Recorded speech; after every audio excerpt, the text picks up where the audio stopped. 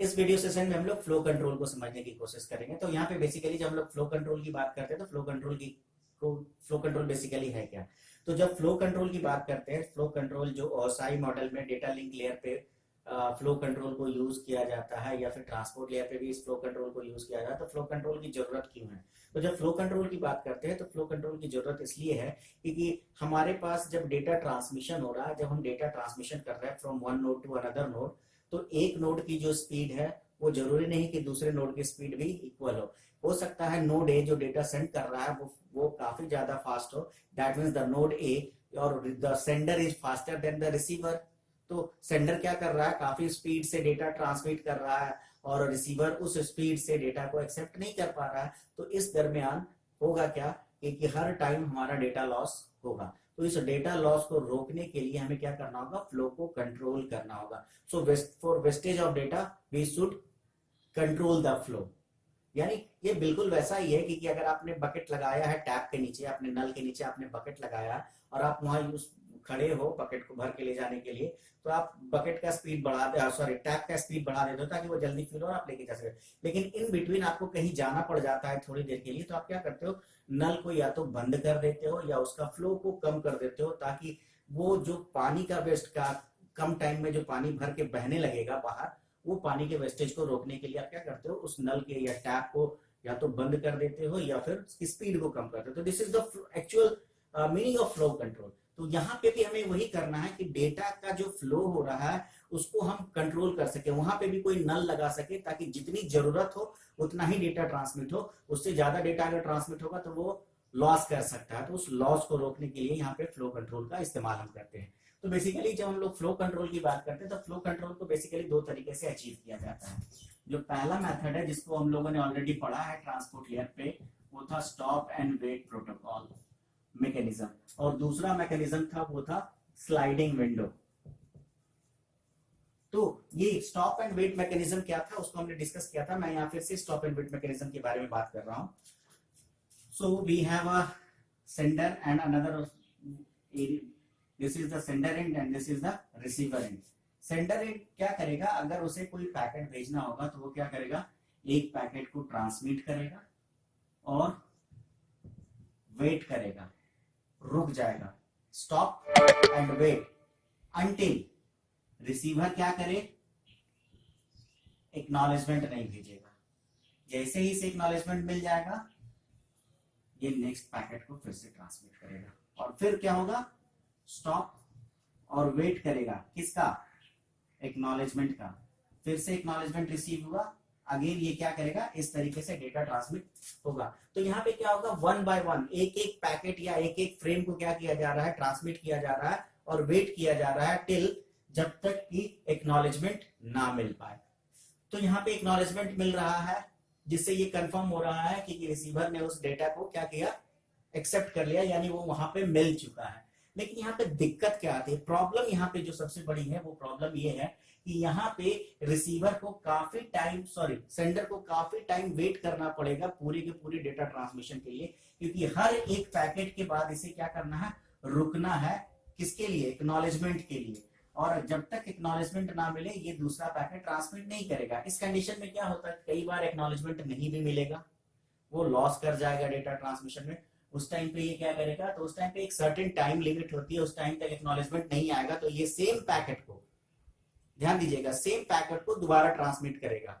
और वो packet already पहुंच चुका था अगर वहां पे, तो दो पैकेट हो जाएंगे एक ही, तो वहां पे एक पैकेट को डिस्कार्ड कर दिया जाएगा। तो बेसिकली ऐसा हो सकता है, ये एक मैकेनिज्म या एक प्रोबेबिलिटी हो सकती है कि एक्नॉलेजमेंट भेजा गया लेकिन यहाँ पे एक्नॉलेजमेंट रिसीव नहीं हुआ, तो उस पैकेट को दोबारा क्या किया जाएगा, सेंड कर दिया जाएगा। और इस तरीके से ये हर पैकेट को एक एक करके भेजा जाएगा। तो इसमें हर पैकेट या हर फ्रेम के लिए एक एक्नॉलेजमेंट आएगा, तो हमें काफी समय लगेगा इस डेटा ट्रांसमिशन को कंप्लीट करने के लिए। तो इसी को अवॉइड करने के लिए एक नया मैकेनिज्म लाया गया, उस नए मैकेनिज्म को स्लाइडिंग विंडो का नाम दिया गया। और बेसिकली स्लाइडिंग विंडो प्रोटोकॉल किस तरीके से काम करते हैं, तो स्लाइडिंग विंडो प्रोटोकॉल कहता है कि आप डेटा या पैकेट्स या फ्रेम्स को जो है वो लगातार ट्रांसमिट करते जाओ। आपको एक्नॉलेजमेंट के लिए वेट नहीं करना है, एक्नॉलेजमेंट आपको बाद में मिलता जाएगा। एक्नॉलेजमेंट मिलेगा वो बाद में मिलेगा, लेकिन आप वेट ना करो कि एक एक्नॉलेजमेंट आएगा तब हम अगले फ्रेम को फॉरवर्ड करेंगे। तो इसीलिए यहाँ पे क्या हो रहा है, एक विंडो है जो स्लाइड कर रहा है, वो चलता जा रहा है, रुक नहीं रहा है। पहले वाले मेथड में क्या हो रहा है कि जो बेसिकली अगर हम बात करें कि हमारा ये फ्रेम था 1 2 3 4 5, फ्रेम 1 2 3 4 5 6 7 इस तरीके से है। तो क्या हो रहा है, एक फ्रेम भेजा गया, रुका, जब मिल गया डेटा तब दूसरा भेजा जाएगा, और इस तरीके से। इस कंडीशन में क्या कहा जाता है, भेज दो, रुको नहीं, फिर अगला फिर अगला अगला, और ये विंडो चलता रहेगा और एक्नॉलेजमेंट बाद में मिलते रहेंगे। तो बेसिकली ये अप्रोच कहलाता है स्लाइडिंग विंडो अप्रोच। तो स्लाइडिंग विंडो अप्रोच की बात करें तो स्लाइडिंग विंडो अप्रोच बेसिकली यहाँ पे दो इंपॉर्टेंट प्रोटोकॉल्स आते हैं जिसके बारे में हमें समझना है। तो ये दो प्रोटोकॉल्स क्या हैं, पहला प्रोटोकॉल है जिसको हम लोग कहते हैं गो and back ARQ and the another one is known as selective repeat. So in go and back ARQ, go and back ARQ stands for acknowledgement request. तो ये go and back ARQ में क्या होता है, जैसा कि अभी आप, तो चलिए सबसे पहले हम लोग गो एंड बैक ARQ को समझने की कोशिश करते हैं। गो एंड बैक एक्नॉलेजमेंट रिक्वेस्ट जो कि स्लाइडिंग विंडो प्रोटोकॉल का या स्लाइडिंग विंडो मेथड का पहला टाइप का प्रोटोकॉल है। तो बेसिकली यहाँ क्या हो रहा है और ये कैसे स्टॉप एंड वेट प्रोटोकॉल से डिफर करता है। तो बेसिकली यहाँ पे आप देख रहे होंगे कि यहाँ पे हमारे पास कुछ पैकेट्स है सेंडर एंड पर, कुछ पैकेट्स रिसीवर एंड पे। तो बेसिकली क्या होता है कि यहाँ पे एक पैकेट भेजा गया पैकेट 1, और ये पैकेट 1 रिसीव हो रहा है जब पैकेट 3 यहाँ भेजा जाएगा। तब due to time, due to transmission delay और इस तरह की बहुत सारी चीजें होती है कि ट्रांसमिशन में जब आप सेंडर से भेजते हो तो रिसीवर तक पहुंचने में कुछ समय लगेगा। तो वो कुछ देर के बाद यहाँ पे रिसीवर एंड पे ए रिसीव हो रहा है। स्टॉप एंड वेट में क्या हो रहा था कि जब ये पैकेट भेजा गया तब ये क्या करेगा, एक्नॉलेजमेंट सेंड करेगा। तो एक्नॉलेजमेंट ये सेंड करेगा, तो लेट्स सपोज इसने एक्नॉलेजमेंट सेंड किया तो ये एक्नॉलेजमेंट इसे 4 पे मिला। सो दिस एक्नॉलेजमेंट इज 4, और जब यहाँ पे एक्नॉलेजमेंट मिलता तब यहाँ पर क्या होता, पैकेट नंबर 2 भेजा जाता।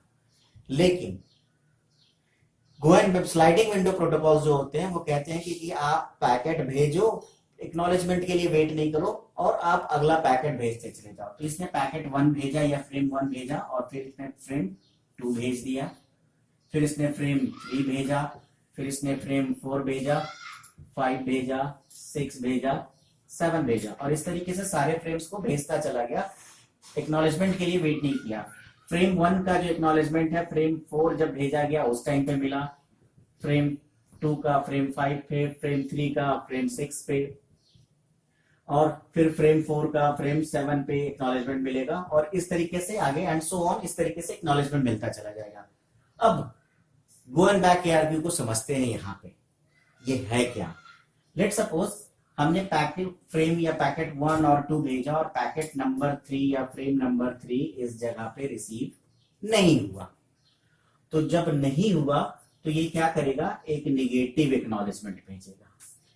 निगेटिव एक्नॉलेजमेंट दैट मींस कि पैकेट नंबर या फ्रेम नंबर 3 रिसीवर एंड पे रिसीव नहीं हुआ, और ये पता चल रहा है सेंडर एंड पे कब, जब पैकेट नंबर 6 भेज दिए गए हैं, यानी तब तक 4 5 6 भेजा जा चुका होगा जब सेंडर को पता चला कि फ्रेम 3 नहीं मिला है, क्योंकि फ्रेम 3 का निगेटिव एक्नॉलेजमेंट कब मिला, जब फ्रेम 6 को भेज दिया गया। सो 4 5 6 को मिल गए। अब इस 7 की बात अभी नहीं करते हैं, ठीक है। अब क्या होगा, जैसे ही इसे फ्रेम नंबर 3 नहीं मिलेगा, ये क्या करेगा, अगला पैकेट, अगला जो फ्रेम होगा वो फ्रेम नंबर 3 को क्या किया जाएगा, ट्रांसमिट कर दिया जाएगा यहाँ पे।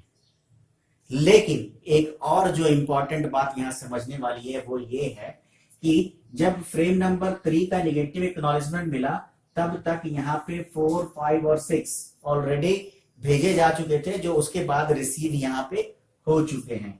गो एंड बैक ARQ क्या कहता है कि जो फ्रेम्स या पैकेट्स रिसीव हो गए हैं, उन पैकेट्स या फ्रेम्स के बाद जिनका निगेटिव एक्नॉलेजमेंट भेजा गया था, यानी 3 का निगेटिव एक्नॉलेजमेंट भेजा गया था लेकिन 4, 5, 6 मिल गए हमें, हम क्या करेंगे, इसको डिस्कार्ड कर देंगे और फिर से 4, 5, 6 को दोबारा भेजा जाएगा। So this is called go and back. जहां से रिसीव नहीं हुआ है, जहां पे फ्रेम में एरर था या जो लॉस किया है, वहां से फिर से क्या किया जाएगा, फ्रेम को फॉरवर्ड किया जाएगा। So this method is known as go and back ARQ। अब यहां सबसे बड़ी डिमेरिट क्या रही, डिमेरिट ये रही कि चलो 3 तो नहीं पहुंचा लेकिन 4, 5, 6 ये तो पहुंच चुके थे, तो इनको हम दोबारा क्यों भेजेंगे इसको, क्योंकि इसे डिस्कार्ड कर दिया गया और फिर उसे हमें क्या करना होगा, दोबारा रिपीट भेजना पड़ेगा। वहीं से शुरुआत करनी होगी जहां से प्रॉब्लम क्रिएट हुई। तो प्रॉब्लम क्रिएट 3 से हुई थी, तो हमें फिर पीछे जाना होगा 3 पे, जबकि हम लोग 6 तक पहुंच गए थे और हम 7वां फिर भेजते, लेकिन हम क्या करेंगे, फिर वापस 3 पे आएंगे और 3 के बाद फिर से 4, 5, 6 को भेजना शुरू करेंगे। सो this is called go and back.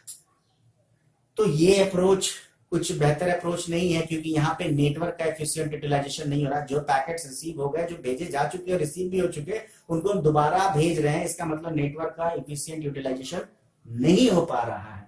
तो इस अप्रोच को, इस जो मेथड था, ये मेथड में जो डिमेरिट थे, उस डिमेरिट को दूर करने के लिए एक नए प्रोटोकॉल को क्या किया गया, इंट्रोड्यूस किया गया, और उस प्रोटोकॉल का नाम था सेलेक्टिव रिपीट।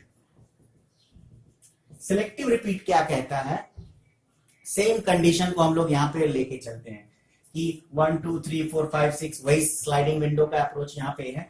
3 नंबर फ्रेम नहीं मिला, इसने निगेटिव एक्नॉलेजमेंट भेज दिया था, और 4, 5, 6 तब तक क्या किए गए थे, भेजे जा चुके थे, और ये 6 पे निगेटिव एक्नॉलेजमेंट मिला, तो क्या किया जाएगा, अगला पैकेट क्या होगा, या अगला फ्रेम कौन भेजा जाएगा, जो नहीं मिला। लेकिन तब तक 4, 5, 6 क्या हो चुका था, भेजा जा चुका था।